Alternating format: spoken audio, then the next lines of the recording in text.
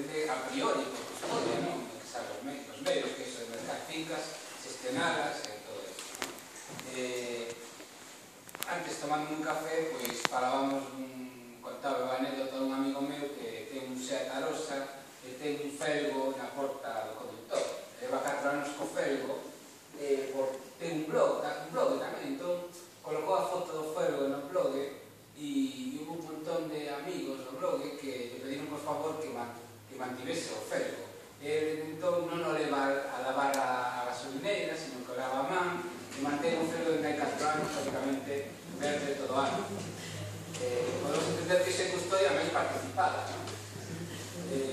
Pode ser un extremo, pero hai outras moitas maneiras, como o roteiro que nos pasa de mañá, que son unha actividade de sensibilización sobre un territorio, de coñecelo e recoñecelo, que implica mesmo elaborar unha pequena cartografía, ver que elementos de interés pode haber, mostralos e que facer partícipe a unha parte da ciudadanía deses valores. Actividades de formación, que se me ven á mente un obradoiro que hubo este ano, este pasado grado en Guimaraes, que foi unha cousa que se fixo con financiamento da capitalidade europea en Guimaraes, que foi un roteiro, simplemente a sinalización dun roteiro de 10 km alrededor da cidade para percibir tanto os elementos territoriais que é o redor da cidade, de unha cidade histórica como Guimaraes, que son moitos, pontes, camiños, elementos de arquitectura tradicional, como percibir a paisaxe da cidade dende o territorio. Fíxese un obradoiro formativo para estudiantes universitarios ou universitarios e foi xente de unha parte de Europa ali, coa capacidade cultural europea, a formarse nese aspecto e a coñecer o territorio de Guimaraes. Tamén sería ainda que non se chama así, pode ser unha actividade de custodia de territorio. Iso quedou sinalizado, e agora os vecinos de Guimaraes, os turistas, pois dan ese paseo, que recoñecen a cidade.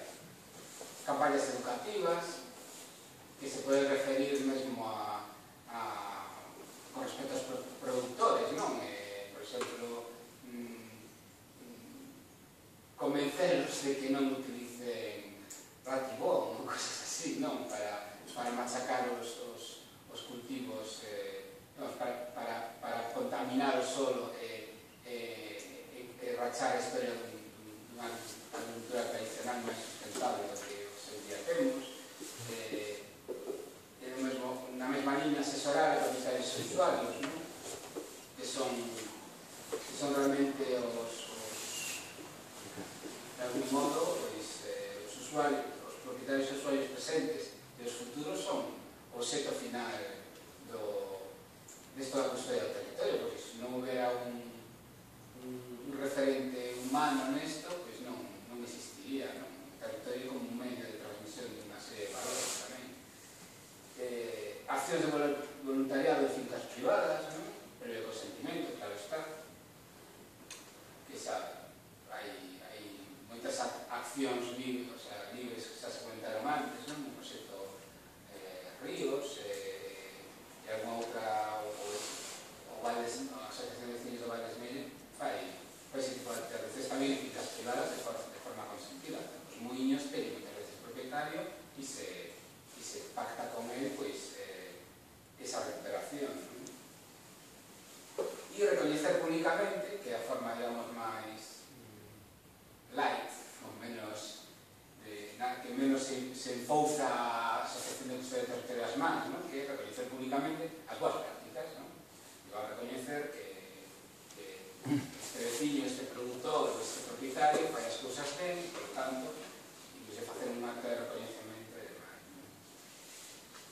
Eso pode ser estrategias, digamos, que non implican a xestión de ninguna propiedade, nin chegar a un pacto con ningún propietario.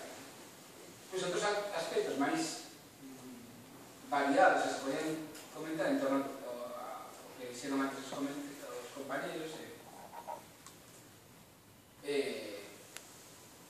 o procedimento para chegar a un acordo, por exemplo, un pouco implica, boa lógica debe implicar, decir, cal é a nosa área de interese, que é o que queremos preservar, o que, contactar con propietarios dos propietarios, chegar a un intercambio de coñecementos e posicións, sería lógico, negociar ese acordo, e logo, nesa negociación, chegar a un encontro tanto a forma, como comentaba antes Pedro, que forma de custodiar esa finca, esa parcela. Cal é máis convinte para a asociación, para o propietario. E logo, realizar as accións pactadas e facerles un seguimento, claro, porque senón pode ser un acordo que quede absolutamente no hai, se non se plasma en acción. Nese sentido é moi importante, con respecto, sobre todo, ao último punto, o tema de a forma máis forte de custodia do territorio, que é adquirir o dereito de propiedade sobre esas parcelas.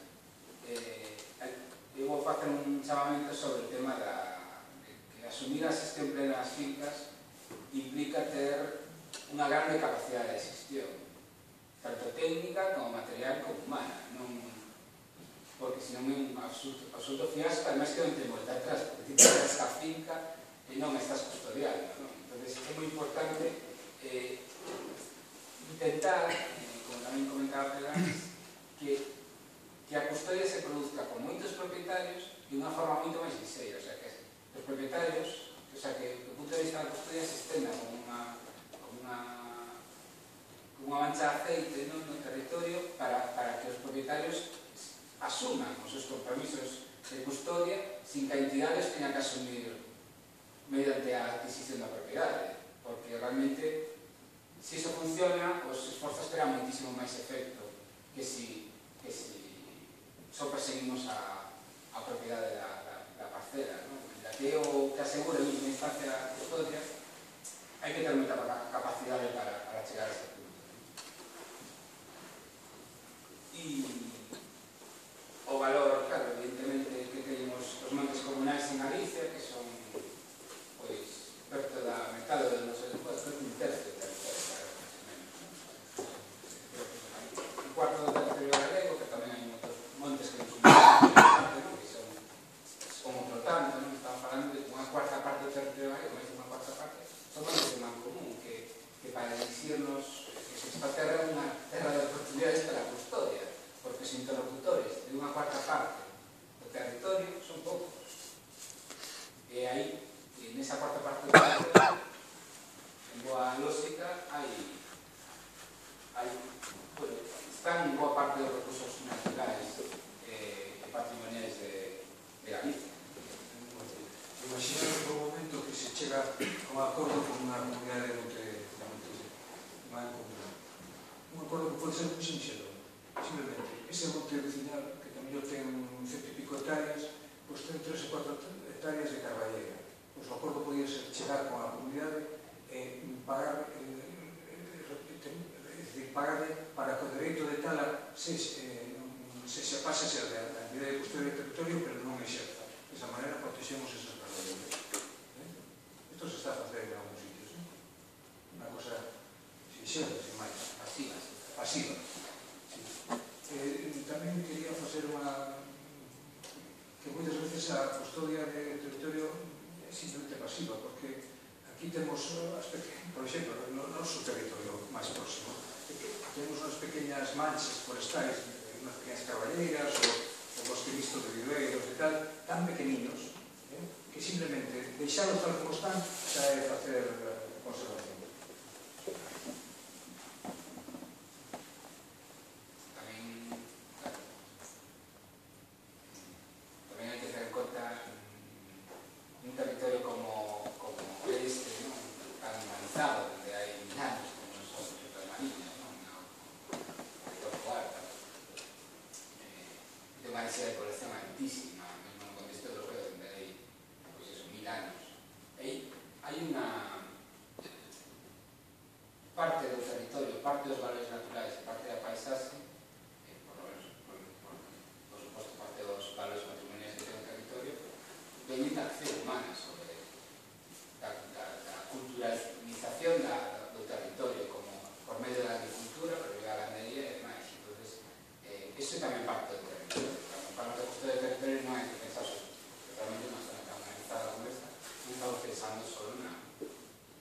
Preservar especies vegetales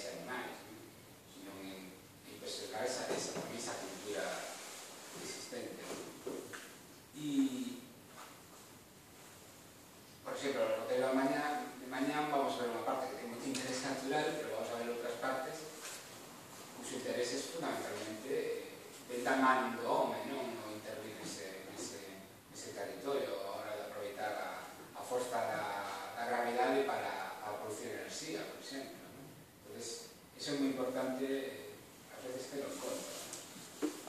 Igual abandonar un terreo de cultivo por unha expectativa urbanística, non, ainda que se encha de natureza, está empobrecendo a biodiversidade.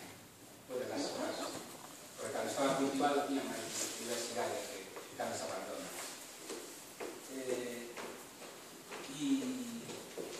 finalmente falar un pouco así como penúltima cosa, falar do financiamento, que é moi bo que as entidades e a nosa profesión que teñen un financiamento moi diversificado, que non xere ningún tipo de lazo de dependencia con unha entidade ou coa administración pública, que se equilibrado, por suposto, que non se xa unha ruína de entidade, e que para conseguir ese financiamento aproveitado, o sea, equilibrado e diversificado, unha base fundamental son os socios, o sea, que teñen unha extensa que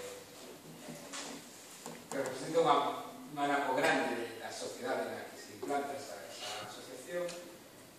Tamén os propietarios que poden colaborar económicamente e patrimonialmente coa asociación.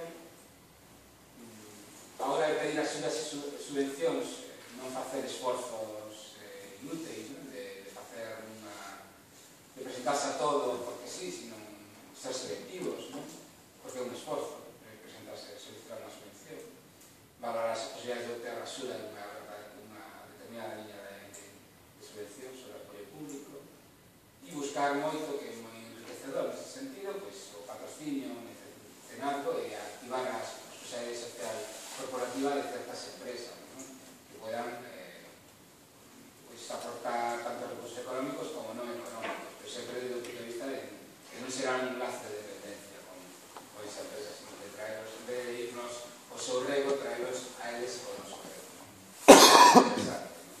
E por último, merchandising, que como por todas as asociacións, a camiseta impresa, co logo e estas cosas. E únicamente, bueno,